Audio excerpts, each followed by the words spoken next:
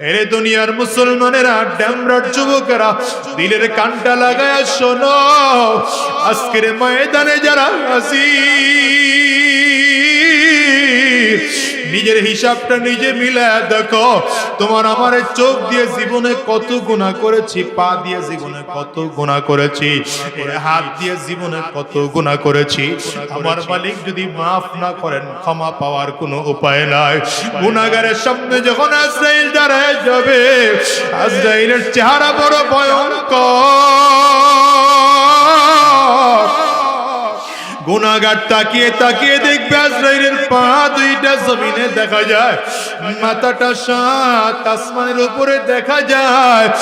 এক হাত পৃথিবীর পূর্ব প্রান্তে আর এক হাত পৃথিবীর পশ্চিম প্রান্তে। আজরাইলের পা দুইটা, আজরাইলের চক্ষু দুইটা উহুদ পাহাড়ের চেয়ে বড় দেখা যায়। প্রত্যেকটা পশমের গোড়া থেকে মনে হয় যেন আগুনের ফুলকি বের হয়।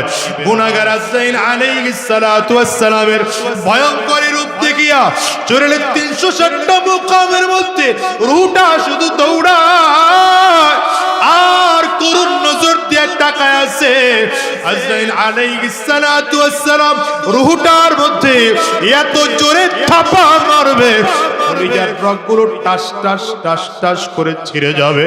ওরে দুনিয়ার মুসলমানেরা দুনিয়ার রং তামাশায় পড়ে বুঝি মালিকরে ভুলে গেছে।